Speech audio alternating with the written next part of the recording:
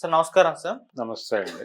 Sir recent టైమ్స్‌లో L&T chairman Subramanian గారు ఇచ్చిన ఒక స్టేట్మెంట్ అనేది దేశవ్యాప్తంగా కూడా చర్చనీయాంశంగా మారిపోయింది సార్. ఆయన పైన తీవ్ర విమర్శలు కూడా వచ్చాయి. అంటే 1 వీక్‌లో 90 అవర్స్ వర్క్ చేయాలి ఎంప్లాయీస్ అందరూ అని చెప్పేసి స్టేట్మెంట్ ఇచ్చారు. సో దీనిపైన చాలా మంది సినిమా ఇండస్ట్రీ వాళ్ళు అండ్ బిజినెస్ మ్యాన్లు వీళ్ళందరూ కూడా రియాక్ట్ అయిపోయారు. 90 అవర్స్ వర్క్ చేయడం ఏంటి అని చెప్పేసి.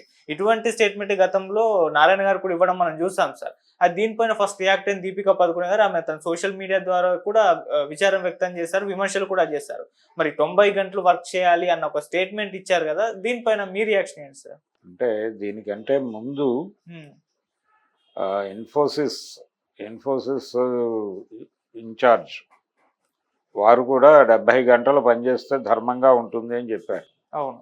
వారి తర్వాత ఈ ఎల్ఎన్టీ పెద్ద ఆయన 90 గంటలు అనటం మాత్రమే కాకుండా ఒక అడుగు ముందుకేసి ఆదివారం కూడా పనిచేస్తే నాకు ఆనందంగా ఉంటుంది అన్నాడు ఆయనకి.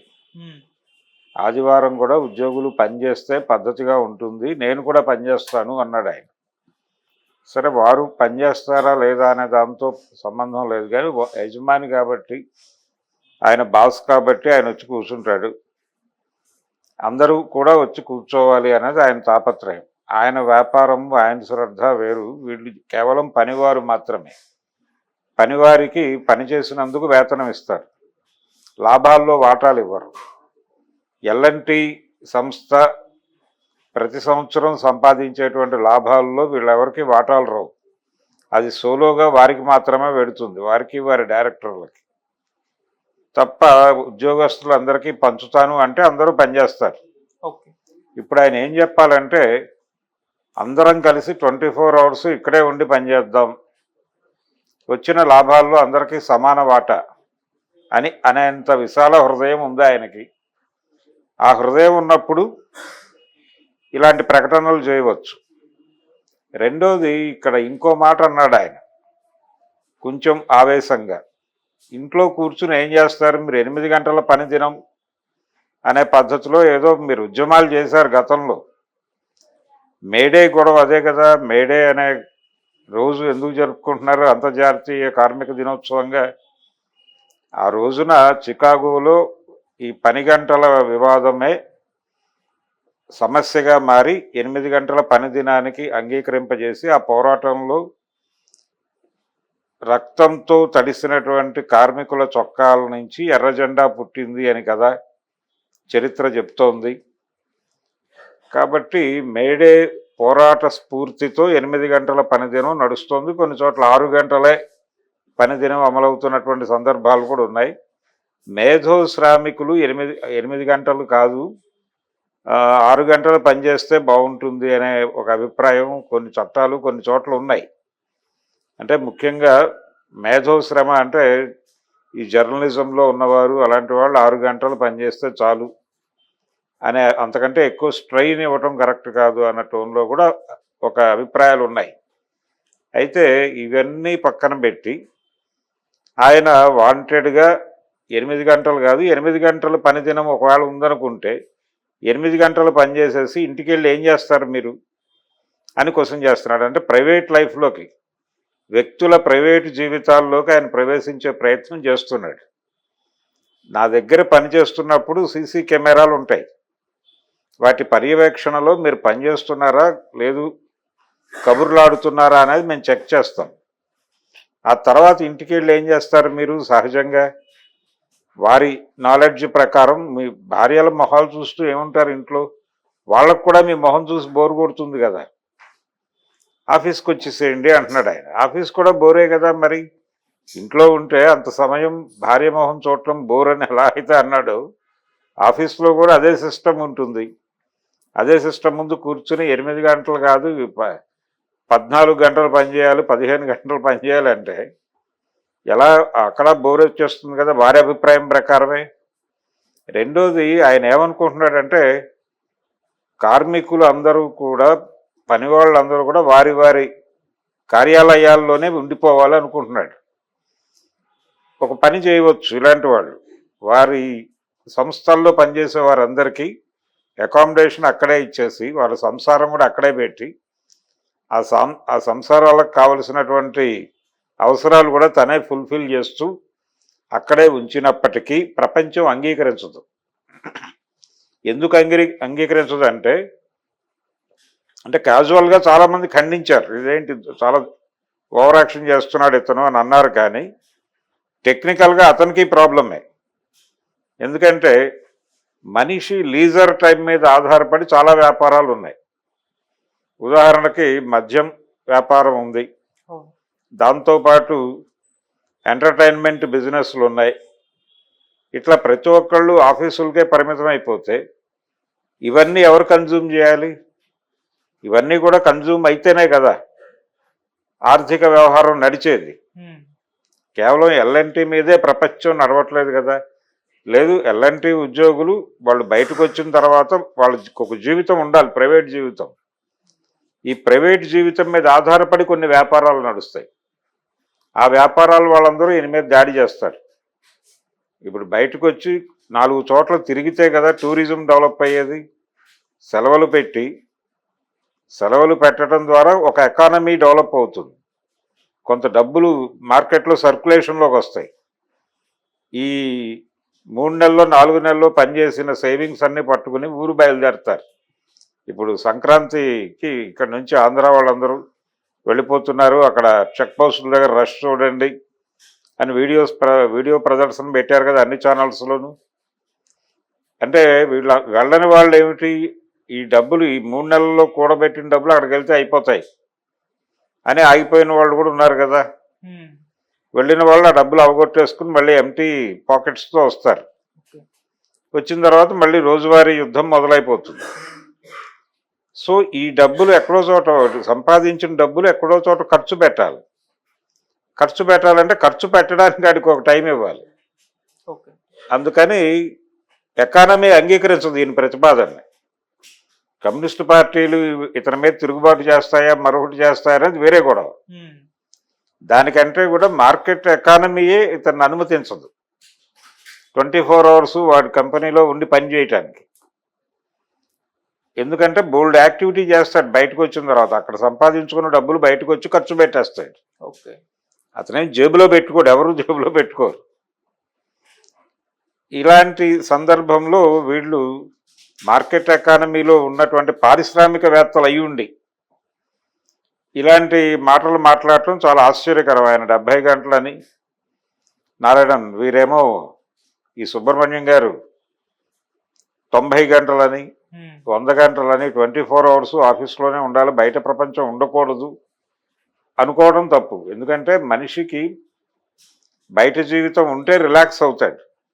ఇల్లు అనేది దేనికి ఉంది? ఇల్లు అనేది ఎందుకు ఉందంటే మనిషి పనిచేసి అలసిపోయి వెళ్ళిపోయి రెస్ట్ తీసుకుని మరొక పని దినాన్ని ప్రభావవంతంగా ప్రారంభించి ముగించటం కోసం, అతనికి శక్తినివ్వటం కోసం ఇల్లు ఉంది. రెస్ట్ హౌస్ అంతే కార్మికుడికి. అక్కడేమీ లగ్జరీస్ ఉండవు, వెళ్ళిపోయి కాసేపు తినేసి పడుకుంటాడు అంతే. ఆ ఉన్న కాసేపు ఏదో ఓటీటీలో ఏదో సినిమా చూస్తాడు, ఇంకొంచెం ఓపిక ఉంటే భార్యా పిల్లలను తీసుకుని సినిమాకి వెళ్ళి అక్కడ కొన్ని డబ్బులు ఖర్చు పెట్టి వస్తాడు. ఇలాంటి ఒక ఫ్రెండ్స్తో కాసేపు ఏదైనా బార్కి వెళ్ళి కూర్చుని కాసేపు మందు కొడతాడు. ఈ యాక్టివిటీ నడవాలి కదా, ఈ ఎకనామిక్ యాక్టివిటీస్ కూడా నడవాలిగా ప్యారలల్గా. ఇన్ని వ్యాపారాలు దీని మీద ఆధారపడి ఉన్నాయి, లీజర్ టైం మీద. ఈ లీజర్ టైం మీద ఆధారపడి ఉన్న వ్యాపారాల వాళ్ళందరూ కలిసి ఆయన్ని కొడతారు సుబ్రహ్మణ్యం గారిని. 24 hours నువ్వు తాళం వేసి పెడతానంటే కార్మికులు. సంక్షేమ పథకాల ద్వారా మనుషులకి అందేటువంటి డబ్బులు కూడా తిరిగి మార్కెట్లోకే వచ్చేయాలి. ఎందుకు మార్కెట్లోకి రావాలి అంటే వాడు ఖర్చు పెట్టాలి, దాచిపెట్టుకోకూడదు. దాచిపెట్టుకోవడానికి కాదు డబ్బులు, ఖర్చు పెట్టడానికే డబ్బులు. ఇది మార్కెట్ ఎకానమీ సిద్ధాంతం. కాబట్టి ఎవరైనా సరే ఖర్చు పెట్టాలి. రోజుకి ఇంత ఖర్చు పెట్టకపోతే అతన్ని దేశద్రోహిగా ప్రొజెక్ట్ చేసేసి ఏదైనా చేయవచ్చు. అటువంటి పరిస్థితిలో వెళ్ళిపోయాం మనం ఆల్రెడీ. రోజుకి కనీసం ఇంత ఖర్చు పెట్టాలి, అంత ఖర్చు పెట్టాలంటే నువ్వు అంత సంపాదించాలి. అందుకోసం నీకు అవకాశం కల్పిస్తాం పని చేయటానికి. నీకు జీతం ఇస్తోంది దాచిపెట్టుకోవడానికి కాదు, ఖర్చు పెట్టడానికి. కాబట్టి ఇలాంటి సమాజంలో ఉంటూ కనీసం దీని గురించిన మినిమం అంటే ఏమాత్రము అవగాహన లేకుండా మాట్లాడటం అది.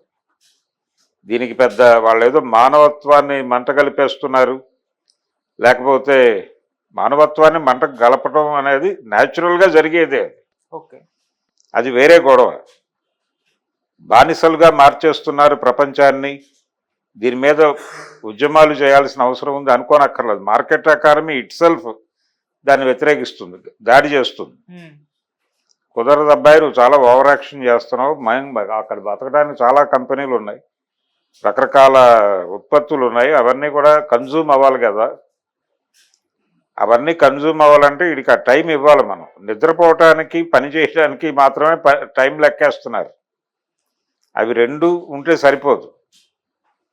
ఇంకొంచెం టైం, నిద్రపోయే టైము, పనిచేసే టైముతో పాటు మార్కెట్లో రిలీజ్ అవుతున్నటువంటివి కన్జ్యూమ్ చేయడానికి కూడా కొంత టైం ఇవ్వాలి. సిగరెట్లు తాగటానికి టైం ఇవ్వాలి, మందు కొట్టడానికి టైం ఇవ్వాలి, ఇంకెక్కడికో వెళ్ళటానికి టైం ఇవ్వాలి. ఇస్తేనే ప్రపంచం బతుకుతుంది, లేకపోతే ప్రపంచం చచ్చిపోతుంది. ఎల్ఎన్టీ ఒకటే ఉంటుంది. ఇవేవీ లేకపోతే ఎల్ఎన్టీ కూడా ఉండదు, అది కూడా చచ్చిపోతుంది. అందుకని మార్కెట్ ఎకానమీలో ఉంటూ ఇండస్ట్రియలిస్టులు అయి ఉండి ఇలాంటి అపభ్రంశపు మాటలు, ఎన్టీ రామారావు గారి భాషలో చెప్పాలంటే అపభ్రంశపు మాటలు మాట్లాడుతున్నారు వీళ్ళు. ఇది చాలా దుర్మార్గం. రెండోది, ఒకవైపు ఆర్టిఫిషియల్ ఇంటెలిజెన్స్ వచ్చేసి ఉద్యోగాలు ఉంటాయో ఊడతాయో అనే చర్చ జరుగుతున్నటువంటి సందర్భము నడుస్తోంది ప్యారల్గా. కానీ వీళ్ళు ఇక్కడ మనుషులు కంపెనీలో ఉండాల్సిన అవసరం ఉందని మాట్లాడుతున్నారు. వీళ్ళిద్దరూ తక్కువ వాళ్ళేం కాదు, ఇద్దరు ప్రపంచాన్ని రెగ్యులర్గా టెక్నాలజీలో వస్తున్న డెవలప్మెంట్స్ అన్నీ వీళ్ళు అర్థం చేసుకుని స్టడీ చేసేటువంటి వాళ్ళే. అయినప్పటికీ ఈ మాట అన్నారంటే ఇక్కడ మనం తెలుసుకోవాల్సింది ఏంటంటే క్రియేటివిటీ అనేది ఖచ్చితంగా మనిషికి మాత్రమే ఉంటుంది, యంత్రానికి ఉండదు. యంత్రం ఒక ప్రోగ్రామ్ ఇస్తే అది ఆ ప్రోగ్రాం ప్రకారం పెడుతుంది. ఆ ప్రోగ్రాంలో ఏదైనా ఒక సమస్య ఉత్పన్నమైతే మళ్ళీ దానికి ప్రోగ్రామ్ చేయాలి. సో ఎప్పటికప్పుడు అక్కడికక్కడ ఏమిటి పరిస్థితి అని ఆలోచించుకుని మెదడు, ఎమోషన్స్ ఇవన్నీ పనిచేయటం వలన కొన్ని పనులు జరుగుతాయి. ఆ పనులు జరగాలంటే యంత్రాలతో మాత్రమే, లేకపోతే ఏఐతో మాత్రమే నడవు. అందుకు ఖచ్చితంగా మానవ మేధ కావాల్సి వస్తుంది, మానవ సృజనాత్మకత కావాల్సి వస్తుంది. ఆ మానవ మేధ, సృజనాత్మకత ఇంకా వినియోగించుకోవాల్సినటువంటి ఏరియాస్ మిగిలి ఉన్నాయి కాబట్టి వాళ్ళు ఇన్ని గంటలు మనుషులు పనిచేయాలని మాట్లాడుతున్నారు. అంటే ఈ వ్యాఖ్యానాలు వచ్చిన తర్వాత చాలామంది ఒకవైపు ఏఐతో ఉద్యోగాలు పోతాయంటే వీళ్ళు 90 గంటలు చేయమంటున్నారు, ఇది బాగానే ఉంది కదా, ఉద్యోగ భద్రత ఉంది అయితే అని మాట్లాడుకుంటున్నారు అమాయకంగా. కొంత ఏరియాలో మాత్రమే యంత్రాల ప్రమేయం ఖచ్చితంగా ఉంటుంది. అంటే కొంత ప్రెజర్ ఉంటుంది, నిరుద్యోగంకి ఇది కొంత జోడింపు చేస్తాయి, ఒక నెంబర్ పెంచుతాయి. కానీ మనిషి అవసరం ప్రతి చోట ఉంటుంది ఖచ్చితంగా. కాబట్టి మనుషులు టోటల్గా వెళ్ళిపోయి మొత్తం ఏఐతో నడిస్తే ఇంకో రకమైన సమస్య వస్తుంది, మళ్ళీ మార్కెట్ ఇంకో క్రైసిస్. వీళ్ళెవరూ కన్జ్యూమ్ చేయరు. ఉద్యోగం చేసి డబ్బులు వస్తేనే కదా కన్జ్యూమ్ చేసేది. వీడి జేబులో డబ్బులు లేకుండా ఎలా కన్జ్యూమ్ చేస్తాడు? అందుకని క్యాపిటలిస్ట్ సొసైటీ మనిషి జేబులో డబ్బులు ఉండాలని కూడా కోరుకుంటుంది, డబ్బులు లేకుండా వాడు బతకాలని కోరుకోదు. ఏదో పద్ధతిలో ఆడి జేబులో డబ్బులు వేయాలి, ఆ డబ్బులు ఖర్చు పెట్టించాలి. ఇది సర్కిల్, ఈ సైకిల్లో తిప్పాలి మనిషిని. అందుకని మానవ మేధ, మనిషి ఉద్యోగాలు ఏఐ వచ్చినా ఎక్కడికి భయంకరమైన ప్రమాదం అయితే ఉండదు, ఉంచరు కూడా, ఆ ప్రమాదంలోకి తీసుకెళ్లరు. మనుషులందరినీ ఉద్యోగాలను తీసేసి మొత్తం యంత్రాలతోనే చేసేసుకుంటారు వాళ్ళు. మనందరం అడుక్కు తినడం తప్ప మార్గం లేదు అనుకుంటే తప్పు. అక్కడ దాకా తీసుకెళ్ళరు, ఎందుకంటే వాళ్ళకి అనేక ప్రోడక్ట్స్ కన్జ్యూమ్ చేసేటువంటి మనిషి అంటే మార్కెట్టే. గురజాడ అప్పారావు గారు దేశం అంటే మనుషులో అని రాశాడు, కానీ వాస్తవానికి దేశం అంటే మార్కెట్లో అని రాయాలి. మనిషి అంటేనే మార్కెట్. కాబట్టి మార్కెట్ ఎకానమీకి ఇబ్బంది. మనిషి జేబులో డబ్బులు లేని మనుషులతో మార్కెట్కి పని లేదు. మార్కెట్కి జేబులో డబ్బులున్న మనుషులతో పని. కాబట్టి ఆ డబ్బులు వేస్తే సినిమా నడుస్తుంది. ఆ డబ్బులు వేయకుండా చేయాలని వాడు అనుకోడు. అందుకని ఈ మాటలు వచ్చినాయి, ఈ 70 గంటలు 90 గంటలు అనేటువంటి మాటలు. అందుకని ఇతని వ్యాఖ్యల్ని సీరియస్గా ఇంకా ఎవరు అంటే దీపికా పదుకొనే ఖండించేసింది, కానీ కాన్షియస్గా ఆవిడ భయం పని గంటలు పెంచుతారేమో మా ఏరియాలో కూడా, అంటే సినిమాల్లో కూడా. సినిమాల్లో ఎలా ఉంటుందంటే రోజుకు 3 షిఫ్ట్లు పనిచేసేవాళ్ళు ఒకప్పుడు ఎన్టీఆర్ టైంలో. ఓకే. ఎన్టీ రామారావు గారు 2 షిఫ్ట్లే, మొదట్లో 3 చేసుంటాడేమో, కానీ మెజారిటీ ఆయన చేసింది 2 షిఫ్ట్లే పనిచేసేవాడు. కృష్ణ గారు 3 షిఫ్ట్లు పనిచేశాడు. అంటే ఉదయం 6 గంటలకు మొదలుపెట్టిన జీవితం రాత్రి 11 దాకా నడిచి 11కి వచ్చి మళ్ళీ 6కి వెళ్ళిపోయాడు ఆయన.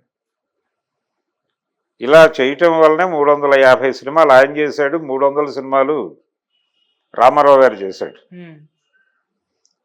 కాబట్టి వాళ్ళు ఈ పని గంటలు పట్టించుకునే వాళ్ళు, పని గంటలు అనే పద్ధతి వర్క్ ఉన్న చోట ఉండదు.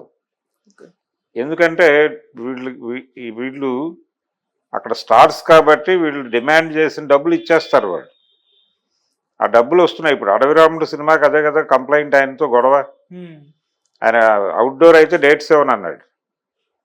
ఎందుకు ఇవ్వరు అవుట్డోర్ అయితే డేట్స్ అని అడిగారు వాళ్ళు ప్రొడ్యూసర్లు, సత్యనారాయణ సూర్యనారాయణ. అడిగితే ఆయన ఏం చెప్పాడంటే, బాబు అవుట్డోర్ వచ్చి నేను ఏం చేయాలి, ఇక్కడ ఉంటే 2 సినిమాలు చేసుకుంటాను, అక్కడికి వచ్చి ఖాళీ సమయంలో గడ్డి పీకాలి అన్నాడు ఆయన. అంటే అలా కాదండి, 2 సినిమాలు డబ్బులు ఇస్తే ఒప్పుకుంటారా అన్నారు. 2 సినిమాలు డబ్బులు ఇస్తే ఎందుకు ఒప్పుకుంటారు అన్నాడు. అప్పుడు 2 సినిమాల డబ్బులు ఇచ్చి చేయించుకున్నారు ఆ సినిమాలో. ఓకే. ఎందుకు ఇచ్చారు, ఆయన చేస్తే ఆ సినిమా హిట్ అవుతుంది, 4 డబ్బులు వస్తాయనే కాన్ఫిడెన్స్తోనే కదా. సో అది పవన్ కళ్యాణ్ గారు చెప్పినట్టు డిమాండ్ అండ్ సప్లై గొడవ. అలాగే కాబట్టి వాళ్ళ ఆ డబ్బులు ఆ సంపాదన మీదే కదా వాళ్ళు విపరీతంగా స్థలాలు కొన్నాడు ఆయన దేశం అంతా ఎన్టీఆర్. సో అది మార్కెట్కే పంపైంది, మళ్ళీ రియల్ ఎస్టేట్లోకి పంపైంది, రకరకాలుగా వెళ్ళింది ఆ డబ్బులు. ఇది సర్కిల్, ఇది సైకిల్ నడుస్తూ ఉండాలి. పని చేయాలి, ప్రతి ఒక్కరు పని చెయ్యాలి, నిరుద్యోగంగా ఉంచరు మీకు. అందుకనే ఎకనామిక్ లిబరలైజేషన్ వచ్చిన తర్వాత ఖాళీగా ఎవరిని ఉంచట్లేదు. ఉపాధి అవకాశాలు ఉన్నాయి. ఇదివరకు రోజుల్లో ఉద్యోగాలు దొరికేవి కాదు, నిరుద్యోగంతో చచ్చిపోయేవాళ్ళు మనుషులు, పని దొరక్క. పని చేయాలనే తపనుండి పని దొరక్క చచ్చిపోయేవాళ్ళు. ఇప్పుడు ఆ పరిస్థితి లేదు. పని చేయాలి అనుకుంటే ఏదో ఒక పని దొరుకుతుంది. ఈరోజు బతకటం కోసం ఏదో పని చేసి 4 రూపాయలు తెచ్చుకుని ఎక్కడో చోట కొనుక్కుని భోజనం చేయవచ్చు. ఆ సౌలభ్యం ఇప్పుడు ఉంది, ఇదివరకు లేదు. ఆకలి రాజ్యం సినిమా వచ్చిన రోజుల్లో నిజమే ఆకలి రాజ్యమే. ఇప్పుడు ఆకలి రాజ్యం సినిమా ఇర్రెలవెంట్. ఓకే. ఇప్పుడు కూడా చనిపోయే వాళ్ళు ఉన్నారు, అది వేరే గొడవ. రకరకాల కాంప్లెక్స్లు ఈ వ్యవహారాలు ఉన్నాయి. కానీ ఆ రోజున్న పరిస్థితి కాదు. ఈ రోజున చాలా చోట్ల కావలను లాంటి బోర్డులు వెళ్లాడుతున్నాయి. ఆ రోజున నో వేకెన్సీ బోర్డులు వెళ్లాడేవి. ఇది మార్కెట్కి సంబంధించినటువంటి ఒక జ్ఞానం. ఈ 70 గంటలు 90 గంటలు అనే మాట ఊరికే అనలేదు వాళ్ళు. నిజంగానే ఆ ఏరియాలో అంత వర్క్కి అవకాశాలు ఉన్నాయి. వాళ్ళు పీకేసి నెత్తురు గుంజేసి ఏదో చేద్దాం అనేటువంటి ప్రోగ్రామ్ అయితే ఉంది వాళ్ళకి. దీని మీద ఇతర సెక్టార్స్ వాళ్ళు ఎవరైనా మాట్లాడతారా అని చూస్తున్నాను. అంటే దీపికా పదుకొనే కాదు, ఇంకా ఇండస్ట్రీ, ఎంటర్టైన్మెంట్ ఇండస్ట్రీ నుంచి పెద్దలు దీని గురించి పట్టించుకుని, ఒరే బాబు 24 అవర్స్ మీ దొడ్లో పెట్టుకుంటే అలాగా వాళ్ళని బయటకు వదిలితే కదా 2 సినిమాలు చూసి మాకు డబ్బులు వేసేది. ఆ థియేటర్లో బుకింగ్ క్లర్కుల దగ్గర నుంచి బతకాలి కదా అందరూ. ఉన్న ఆ డబ్బులు మొత్తం జేబులో పెట్టి వాళ్ళ లోపల పెట్టేస్తే అలాగా ఆ డబ్బులు బయటకు వచ్చి మార్కెట్లోకి పంపవాలి కదా అని చెప్పి వాళ్ళు కనుక సీరియస్గా అటాక్ చేస్తే కొంచెం తగ్గుతారు. కమ్యూనిస్ట్ పార్టీలో మరొకటిలో మాట్లాడితే వాళ్ళు పట్టించుకోరు. ఓకే. మార్కెట్ శక్తుల నుంచే క్వశ్చనింగ్ రావాలి. దీపికా పదుకొనే మేబీ ఆ ఉద్దేశంతోనే ఒక మాట అని ఉంటుంది, అరే మన ప్రేక్షకులందరినీ వాడు దొడ్లో వేసి కట్టేస్తే ఏమైపోవాలి ప్రపంచం అనే మాట అనిపించి ఉండొచ్చు ఆవిడకి. లేదు అంటే అంత లోతుగా ఆలోచించి ఆ మాట అందా అనేది నేను అనుకోను. కానీ లేదు ఏమిటి అన్యాయం, రేపు పొద్దున మన్ని కూడా ఇలాగే స్టూడియోలో కట్టేసి పని చేయిస్తారా లాంటి